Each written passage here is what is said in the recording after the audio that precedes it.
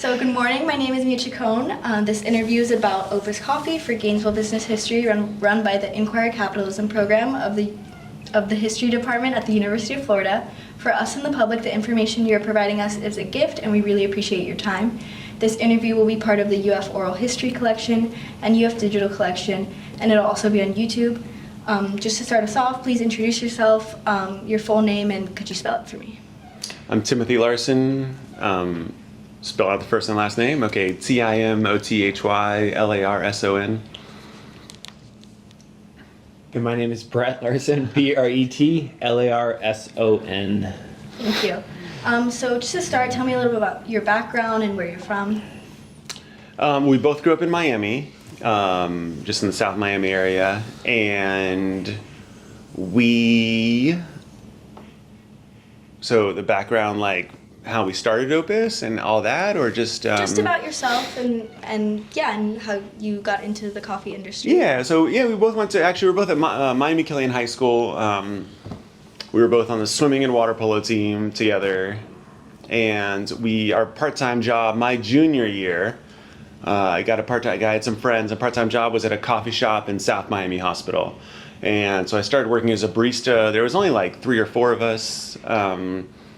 And then a few years later, Brett got a job there too, and that's how we started in the coffee business. So, coffee industry. We just had jobs at a coffee shop and a hospital. Awesome. And then what inspired you to open your own business? Well, I think the actual owner of the shop, he actually didn't work there when I was there, but he would just come in the morning, collect the cash, and leave.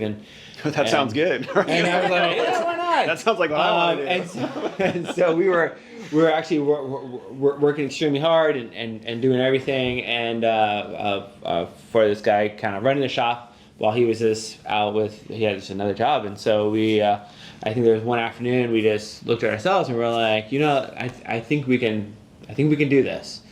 And from that on, I think we started putting all of our resources together, started buying some used equipment, started looking at some options of where to open up, and so in that sense, so the owner of that place, so when I started working, he was working at the coffee bar, but then after, it was a few years after, because Brett, I guess you never worked with him, but he actually got another job, so he owned the business, and he was, had another job, so we were doing a lot of the ordering, the scheduling, and exactly, we, like every 18, 19-year-old, you think you're like doing it all, and so we,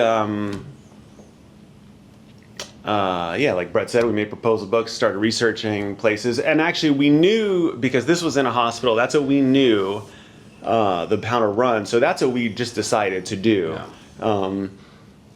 It also is a lot less capital intensive. All you have to do is buy a coffee, like a cart, an espresso machine, and you didn't have to build out a store or worry about marketing or anything like that, because it was a built-in clientele. A lot of this stuff we lucked into, and like if we had gotten a job at a regular coffee shop somewhere, like that's probably what we would have done. And then how did you move to Gainesville? How did that happen? So when we made our proposal books, we decided to focus on opening up in a hospital, just because of our experience. So we called every single hospital in Florida, asked them who's the best person to drop off these proposal books that Tim and I created, and then we drove around all of Florida, dropping off these proposal books. And I was probably 19 at the time. Yeah. I think Tim was 21, and so I remember we dropped one off in Melbourne, Florida. We dropped some off in Tampa, as well as here in Gainesville. And it just so happened that a small community hospital here in Gainesville, Electric General Hospital, was looking for a coffee vendor. And so it was kind of like the right time. So we dropped off these proposal books to the person who was in charge, and we actually had a meeting with them, and they opened up a bid for a coffee vendor, and Yeah, and that's There were like 6 or 7 bidders that because they had to open up a request for proposal, so Yeah. we were part of that. And but man, I still have the original proposal book because the hospital gave it back to us. Actually, just a few years ago, they gave it back to us. They had kept it for 17, 18 years. But Yeah. it is so cheesy. It is like so outdated. So It is like 1990s like clip art, so like a bunch of like twirly designs. It was really funny. So and Yeah. like I cut out advertisements from like industry magazines, and I'd like photocopy them into the book as part of the proposal, like what kind of products we would offer. But yeah, so we opened up. Brett said we bought a bunch of used equipment, so we were going to move anywhere where they accepted us. So when the UF Health AGH hospital, which was a small community hospital, when they accepted us, we put all of this stuff in a U-Haul and moved up. We moved all this stuff directly into the hospital. Yeah. And we didn't really know what we were doing, except for, we didn't know about the electrical hookups. We didn't know the water lines. Plumbing. There's a lot that we didn't know. I mean, we kind of knew how to run a coffee shop, but we figured it out, and they helped Yeah. us some too yeah. And then we worked there every morning. So Brett worked there every morning. I worked there every afternoon. We only had one car, so I would drive him through the morning, and then I would go to, at the time there was an Atlanta bread company, so I would like drop him off. I'd go to the Atlanta bread company, drop those pastries off, go home, go to sleep, and then get there late because we only had one car. There's nothing he could do about it, and then he would come pick me up at closing time. yeah. So. And then also we didn't have a place to store inventory, so we also stored inventory at our apartment. So we would load the inventory every day up in the car, take it to a location, unload the car in the inventory, and then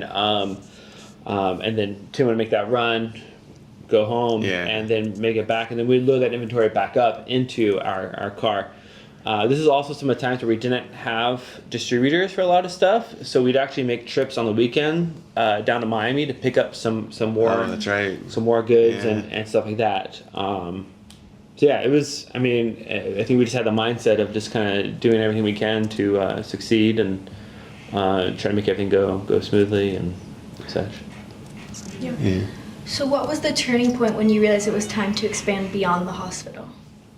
Well, there's like on the way back, there was like for the first 17, 18 years, we were only in hospitals because UF Health, it was 6 months later, we opened up in the main atrium of Shands. And that store was it was a more massive build out. But then it worked out because they, every time UF Health was expanding and we were doing such a good job, we were so involved and working behind the bars every day, and that that every time they open a new building, so they open like their emergency room hospital, the medical plaza, The Spring Hill the Clinics. Spring Hill clinics, they invited us to open up in every lobby. So that's what we were doing for the first 17, 18 years. They were just inviting us to open in every lobby when they expanded. So that worked out. And that gave us 5 locations to start out with. And then it wasn't until 2017, 2018 when we realized we were never going to be, we were always going to be looked at as a hospital coffee if we never expanded outside the hospital. So that was the point of that. And that was we opened up at Innovation in 2019, I believe. Yeah. So what did that first non-hospital location teach you?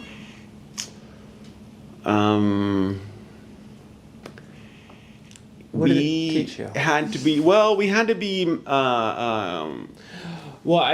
it really taught us that we had to market more because now, Yes, exactly. Because now in the hospital you have your trapped clientele.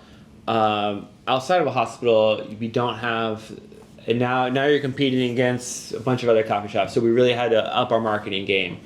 We're competing for time. Yeah, Too, for right. for all the customers, just people. Right. Yeah. So I think that was kind of like something new, as well as like hours. I think the hours were a little bit different. And being in the hospital, you're used to staff coming in at a certain time, and so you kind of plan on your rushes during that time, and it's kind of a little different. outside of a hospital. So there were some things that I think we really had to. Well, then at first I was against it for a long time because I just thought coffee shops were really boring. So because they at the time in like the 2016, 17, like they all had the same things on the menu. There wasn't that creative. So before we opened Innovation, we came out with what was called the Slayer series. And so I don't know if you guys are familiar with that, but we came out with it just for that because the brand of espresso machine that we got for that place was called the Slayer espresso machine. So we were playing off of that. I don't even know if customers realized it, but and then every name played off the word slay, which was like perfect timing. And so we played off like like sayings from like popular culture to from the espresso business to and then the espresso machine also. Yeah, I mean, it was the first one in Gainesville. It was a really cool machine.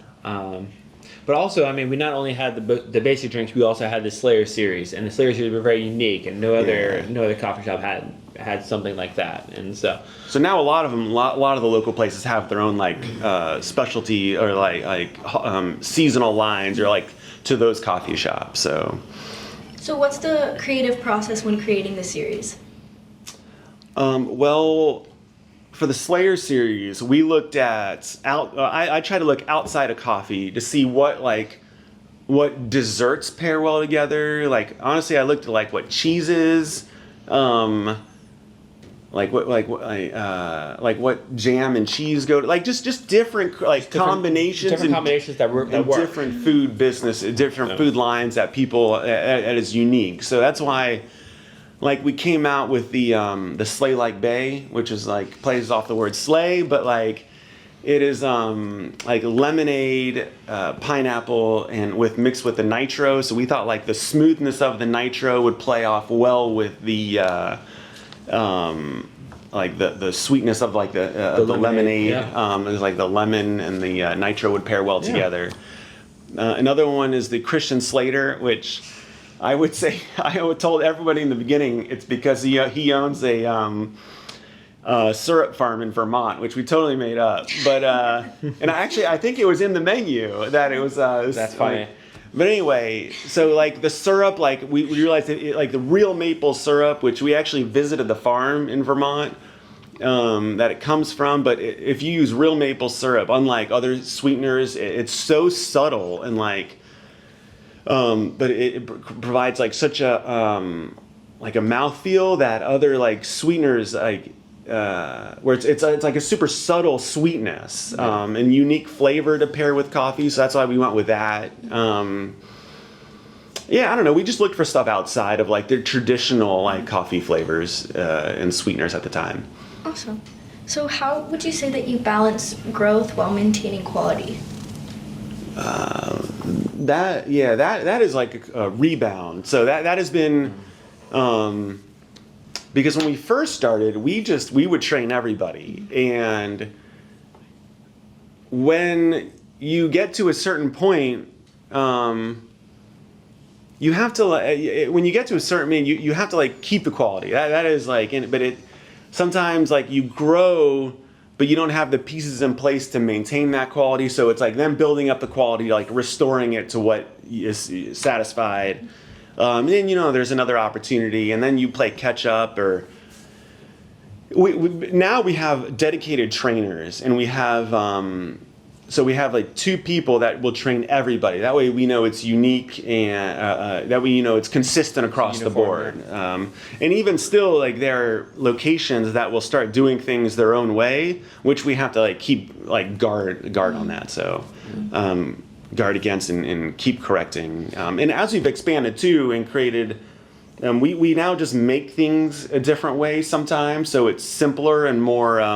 We're able to achieve that consistency. Yeah, and try to, for example, like very detailed in measuring and put all these places and put all these things in place where it try to make it as easy as possible for the baristas and such, as well as I know a lot of places are moving to these fully automatic machines. We still have machines that still require tamping. It still requires a lot of the barista to actually know what they're doing. And so that requires a lot of training on our end, and something I think we've done really well. Yeah, and like you see, like a lot of these large chains. Brett mentioned the super automatic machines. I totally get it now because all they do is press a button, and the machine compensates for the humidity. It compensates for like the time of day with like how it's brewing. It's so espresso shot's always supposed to pour like honey, is what I say, and it'll take the exterior elements, outside elements, and compensate to achieve that. And like that is like anyway. I can see why other places, like large chains, do it now because it creates consistency across the board. So, if they're maintained, yeah. So I know that the company started off as Latte Da. How did the change happen to Opus? We thought that the so Latte Da we didn't think was a name that could be. Honestly, it went well with like the 1990s like twirly, cute book, right? But we didn't think it was a name that would expand well. And also there was a Latte Da near St. Petersburg. And we thought before we should open the second location, we should change the name. And actually the hospital indicated that as well, that we were opening in, that they heard that there was another company with a name like that, and that in order to prevent any confusion, that we should just come up with a different name. So, and we did that. I think they gave us like 3 days to do that. And we were just looking through, honestly, it was like really difficult to find like a good name that's going to last, that you're like super pleased with. So we were just looking through a dictionary. And Opus like stood out. And honestly, it was one of those like old dictionaries that are like that big. Yeah. And we were just flipping through it, trying to find names that like popped out at us. And Opus was like the top of the page, like it was one of like the last word on that page, and we were like, like this is pretty cool. Like so we just went with it. Something creative, a work of art, or a masterpiece. Yeah. So that's what we decided, and that's what we wanted our coffee to be like. So that's what we went with. And then, what does the name Opus mean to you now, 20 plus years later? It is. We still try to like keep that because like when people ask today like why Opus, we still say that it's creative. It's a creative work or a masterpiece. Yeah, or a masterpiece, and that's still today. That's what we want like every single one of our products to end up being. So and honestly, if any of our products we realize it's not achieving that, or like if it's just not good, because we've come out with some duds. That just don't work. Where like the flavors or like the flavor combinations just don't work, and I thought they would.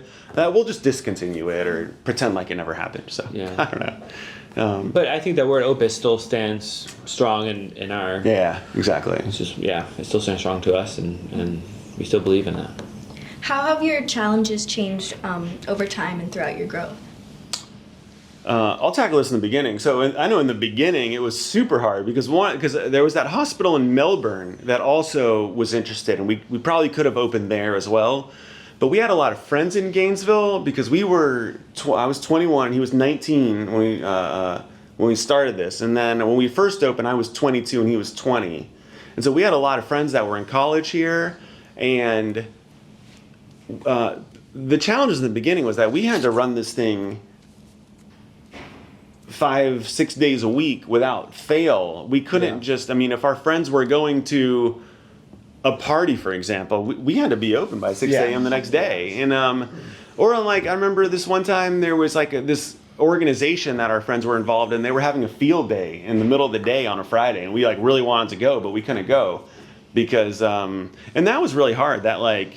And then our friends would go away for spring break, and it was tough because we were in our early 20s, and we just wanted to do stuff like that. Yeah. And there's only two of us, so it's not like we could take the day off. It's not like. But even the first couple of years, we only had like a handful of employees. Yeah. Like we were critical employees who still had to run it because we still didn't have any money. We only started it with $4,000, so we were like slowly building it up. But we didn't have the savings or the funds to like do everything that our friends were doing. So those were definitely the challenges in the beginning. That like honestly, it's like year 2, day 1020, and like we still had to keep doing the same thing. Yeah. and keep it going and keep the vision of opening more of these and creating a business.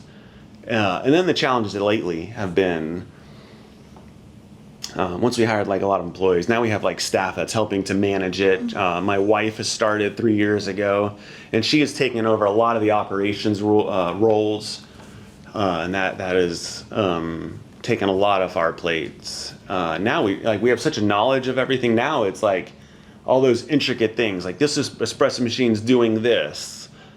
You know, we would know because we've seen it before. Years ago, potentially, like we know why the espresso machine's doing that, or this broke, and we've just seen it before, so we know it's why. There's steam coming out of the top of an espresso machine. Like, okay, don't freak out. We know that's just a release valve that where the gasket's losing its integrity. So, not an emergency. Probably needs to be replaced in a month. Whereas in a barista, they see steam coming out of the top of the espresso machine, and it could freak them out. It's the end of the world. Yeah. So our problems are more strategic planning and answering those questions where it would just need someone who's been in the business for 20 years that they would know. Yeah, so. And it's not like they went away. It just changes. Our problems just change. So what moments are you most proud of? That is a great question. There are times when, because now we have a night delivery driver, and so, which is also like amazing because we were doing deliveries. That was just part of the job of this first year, is just doing the deliveries to all the shops and then working at the shops, and then going home and doing the finances of the shops, the financial transactions. So, but sometimes like I will do something or maintenance or do a delivery at night, and I'll walk in the Shands, and it's like this massive kiosk. I don't know if you've seen it, but it's in the middle of the atrium of UF Health, which is like a nationally renowned organization, and we have like the coffee shop like front and center. So sometimes when I go at night, I just can't believe that we started out when we were like 22 years old, 20 years old, and we were able to weasel our way into all these places, and it actually happened. And when I say weasel in, but like that's what it felt like sometimes. We didn't have any money, and we're at 22. It's just like why would they let a 20 and a 22-year-old inside this that had no experience?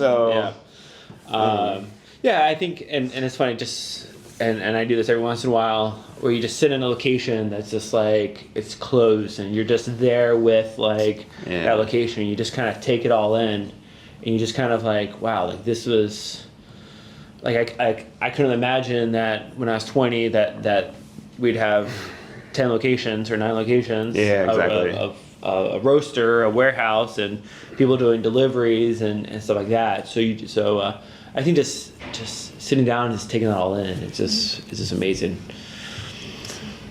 So you mentioned the roaster. When did you guys decide to start roasting your own coffee? Well, we'll say why we started roasting our own coffee, because we tried to open our first coffee shop outside the hospitals in 2008, I believe, and then 2008, 2009.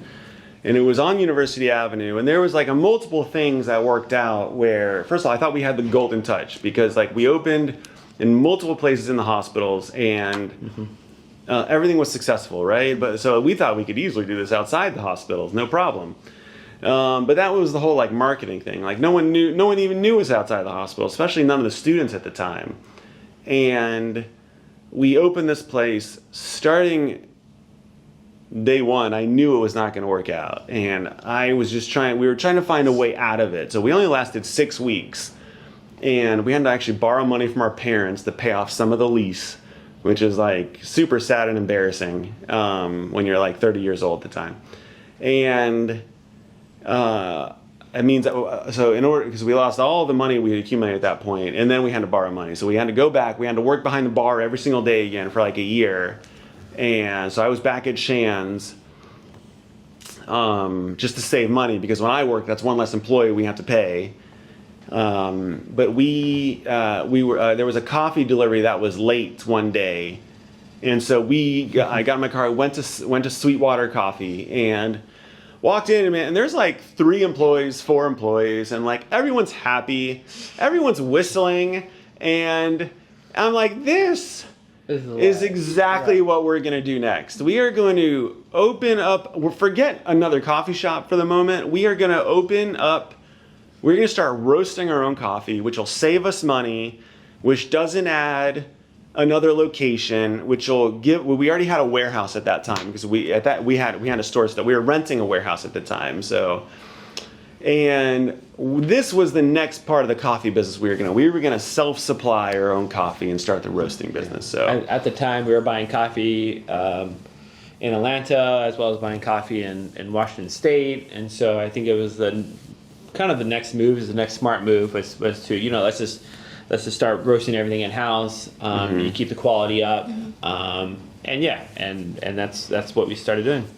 yeah, and that time the economy was I mean, it was safe in the hospitals because there's that built-in clientele, but like there was a lot there was a lot of other issues in the economy at that time. So we went to a roasting class in Tampa. It was 3 days, and we didn't even have the money to stay there, so we drove home every night and like drove back, and then we a little later I'm like pointing that way because like that's Tampa's over there, but like and then we found a used roaster on eBay and they were in Orlando, and so we drove down and bought that roaster and brought it back and set it up. So that's how we started, and it was like trial and error in the beginning. It only did 5 pounds at a time, that roaster. So which we still have it today. We use it as a sample roaster. So how do you choose your coffee beans and build relationships with farmers?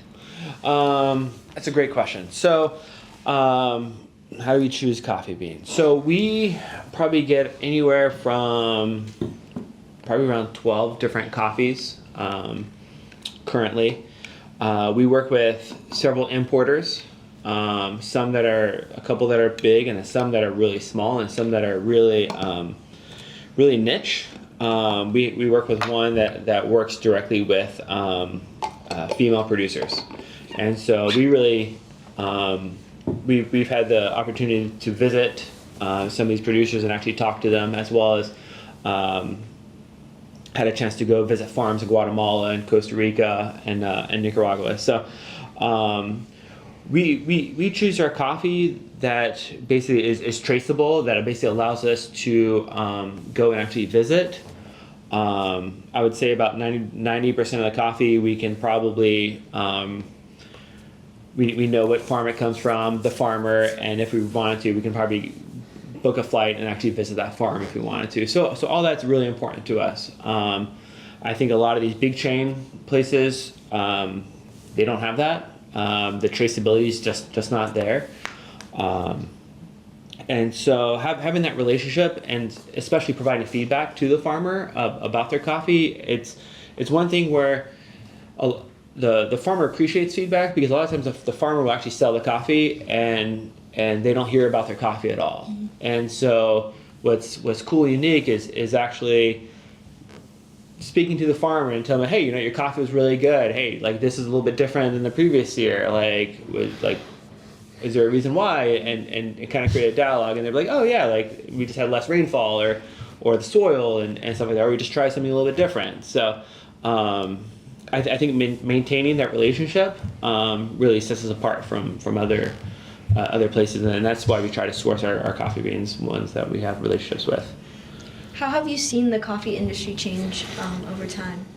So a lot of it, I mean, I brought up like literally, I think the industry is moving more towards smaller farmers and smaller farms and more traceability. Obviously, you have like these large places that don't really offer that. But I think a lot of the smaller businesses, and especially our size, where we can actually focus on importing coffee from smaller places. But I think just like anything, the coffee is an agriculture product, and so just like anything, agriculture-wise, prices will go up and prices will go down. Right now, I think we're at a 50-year high in coffee prices because there's a drought in Brazil, and Brazil being a leading exporter of coffee, that affects the whole market. And so right now we, as a coffee buyer, we're just paying a little bit more for coffee. Lucky for us, we have a lot of coffee in reserve, as well as we have relationships with farmers, and so they're able to kind of not necessarily help us out, but just kind of understand our concern, and knowing that, hey, we have a built-in relationship with these people, like who are willing to, hey, let's help them out with the price, and knowing that, like, hey, we're gonna help them out with the price later as well. And so and I mean, again, it's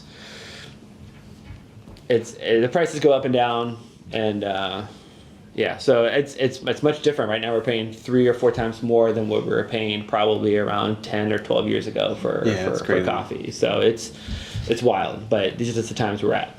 How do you guys adapt to the increasing costs? Yeah, so eventually it's going to be raising our prices, but right now we've been able to we've had a lot of coffee on reserve, meaning that we've already contracted out a lot of coffee, so we've been able to the price increase has affected us a little bit, but not at like a drastic amount yet. But it's just one thing where the price of everything is going up as well. Like the price of syrups, we just got a price of chocolate and cocoa beans, and so it's something that we've absorbed the price for now. But eventually, it's one thing where we're going to have to do is eventually raise our prices a little bit. And that's the thing, we're very strategic, and we're very careful on when to raise our prices and stuff like that. So Yeah. So, switching the topic a little bit, how has being part of the UF community influenced Opus? It has been wonderful for Opus, and I think just being a local company in Gainesville, like just being a part of UF Health and UF have been great, because two of the largest players, those are two of the largest players in the city, and just being honored to be a part of that. And so we have a place in Norman Hall, and just very pleased that they asked us to open there. And honestly, we just feel honored to be a part of it. That's what it is. So it's not, just I don't want to like I don't know. Just, we don't really, we don't really deserve anything, So I just really want to be like, just we feel really lucky and just feel very thankful that we're a part of both of these and a part of the community. Yeah. So, what do you hope people feel when they walk into an Opus shop? So that is different for every for the hospital locations versus non-hospital locations, and even like the Airstream, which is at the food park. So like the hospital locations, our goal is to be like an oasis, because for like the doctors and nurses, our goal is to be like a quick pick-me-up and like a source of reliability for the bright part of their day, and a fuel, because they're there for work. And the patients in the hospital and visitors, we do want to be like the brightest part of their day, and we get that a lot because no one really wants to be in the hospital. Yeah. So we're like we want to be part of the reason why they had a good day that day, and like something to look forward to and look up to, and that experience that they have with us will help their whole experience with UF Health. So that's why we're a partner with them too. We fully realize that, and we're just so that is our goal there. Now the food park at the Airstream, we want them. It's like an adventurous thing. So like that's called the Adventure Series menu over there. So we want, and then to sit outside for there. We want people to like relax and like honestly put their phones down and talk with their friends, right? Like have that in-person thing. And enjoy the outdoors. Enjoy the outdoors, yeah. And that's one thing we wanted the Airstream, just because it was more of an adventure. You go outside, you go camping and stuff like that, and you take in like the fresh air. I think a lot of times people don't have that outside experience now. But some of our other coffee shops. Yeah, so like Innovation and Norman. Well, Norman too. Most people just get it to go. Yeah. So, but yeah. So honestly, someplace that's beautiful, great coffee, and just we want to be comfortable being there. Yeah. The Airstream's really unique. How'd you guys come up with that idea? Yeah. So so one thing when we've grown, especially ever since we like totally tanked in 2008 and opened that place that was only open 6 weeks. From then on, we've tried to make decisions that were like low risk, high reward. So we were no longer going to sign a lease or invest $100,000 into some place, because that would be high risk, low reward, or high risk, high reward. We just wanted low risk, high reward. So we never wanted to like bet the company on one thing ever again. So with the Airstream, going back, that food park, we bought those buildings in 2012 when they were all run down. It was just run down, and we went there just because it was for sale, and we were like, man, this is perfect. Like, what an opportunity. Because it was right between UF and downtown. So we thought one day things would meet in the middle. And so we just started renovating every single one of those places one by one. And then the Airstream is because we thought at the time, we thought coffee shops were boring, and we didn't want a place inside. So we wanted something unique, and that was like a destination people could go to, but also people could visit from out of town. So, and we didn't want to take up a space that we could rent out actually too. That was part of it as well. And just so happened that as we're brainstorming some ideas, Tim saw online following somebody on YouTube who does Airstream conversions. And anyway, so this guy was actually fixing his Airstream to travel around the country with his family. Anyways, he ended up posting that he had some great news and that they're expecting their 4th or 5th child, and they no longer could fit in the Airstream as a family. And so he put it out there. It's like, hey, I'm willing to do these renovations. If there's a company or anything that you like or can think of, shoot me an email. And so Tim saw that, and Tim emailed the guys and kind of explained to him, hey, like we're looking for something, a fun, cool, unique coffee shop. Notice you have this Airstream. This is a random guy on YouTube. Yeah. Like, I'm watching this at 1 a.m. thinking that I could we could renovate our own Airstream, but like 1 a.m. this guy is this guy, I've been watching all these episodes. This guy has gone through the process of him renovating his own Airstream. Yeah, like Bret said, that eventually he had another kid and they couldn't move in, so he was asking if anyone else, if anyone would like to finish the build out for him. So yeah, that's when we emailed, and he was in Dallas, and so I flew out there, toured it, gave him a deposit, and so we built it out as a coffee shop, and we had it towed back. And so you guys did the whole renovation process yourselves? The guy in Dallas did the renovations to our specs, so how we wanted it built out. So yeah. And so we told him exactly, this is the equipment, this is electrical, this is the plumbing that we need, and all that fun stuff. And so. Yeah, so that was awesome. It was so random that we found this guy on YouTube, literally like late one night, and it ended up working out. So yeah. Awesome. So in terms of food, do you guys work with bakeries? Have you always done that? And what's that process? Yeah. So we we've worked with several bakeries in the past, but we really want to focus on like a small. Just basically a small mom and pop operation. So it just so happened I was at the store, and this woman came up. She's like, "Hey, my name's Amanda, and I'm a baker. I'm looking to start up. I noticed you guys own a coffee shop. Is there a time where we can, I can actually meet with you all, drop off some pastries?" And so we're like, "Yeah, sure." Like we just had this random lady come up and say she's a baker. So.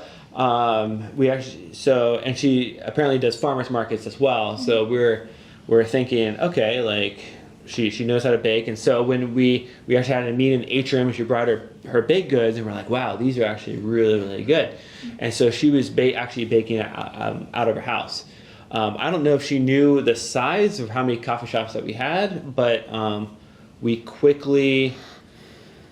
she quickly outgrew her spot, and was actually, what worked out really well is we had just recently bought the buildings at the food park.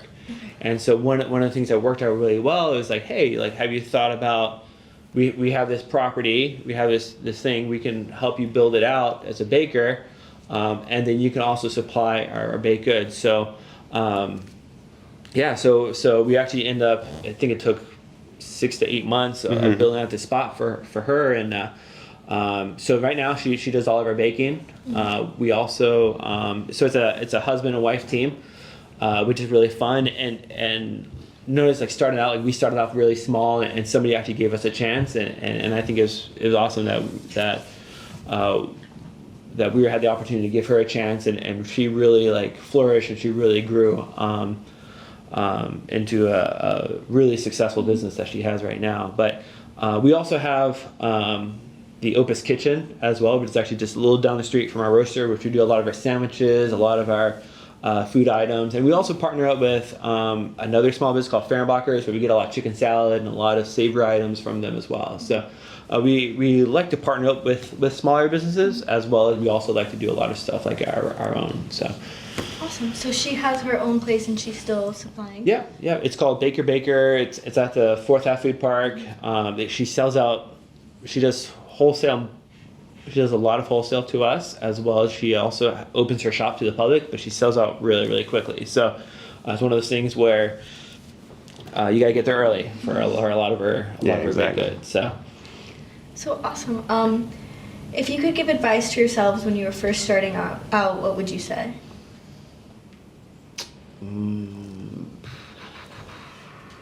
It was hard starting out. And when we opened up the coffee shop and we're working every single day behind the bar, and it was hard to. Oh man, yeah. As I was actually, Yeah. You bring that up. There was one day when you had A concussion. Yeah, but no, not only that. Yeah. You just had no matter like healthy or sick, you had to come to work every day because you own the business and like. But what did you have that one?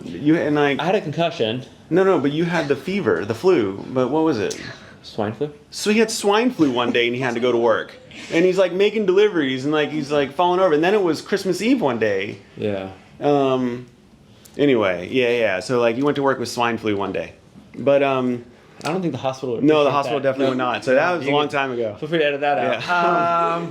No, but I think I think we're gonna be behind the bar every day. I was just working like 6 days a week, and really like you make so many sacrifices because you want to see this like business run, and there's no way at the time where I thought like as a 20, 21, 22-year-old that you'd have 10 locations and I would actually be able to take time off being sick and actually take time off to be with the kids and vacation. I don't for the first 4, 5, 6 years, I don't even remember even taking time off to go on vacation. Yeah, exactly.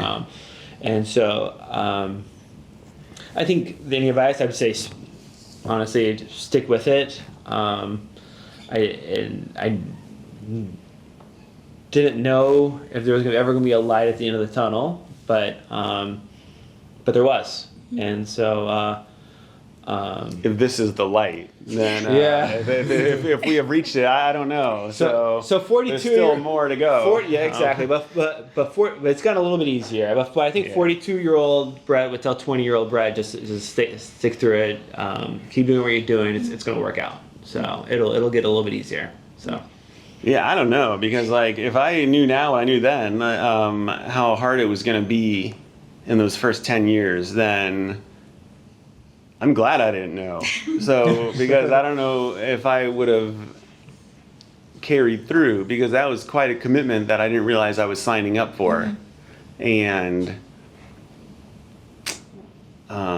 like I said, it worked out now, but man, those first 10 years were rough. Yeah, they were hard. No. Do you have a moment that it's like, wow, we really did this? Well, it's part of like owning the business. You always think it's like super fragile, like. So I never like take it for granted. Like sometimes like I said, I walk into the atrium, which is that main coffee shop in the main Shands Hospital, and I can't believe that we own this and that we're actually here. But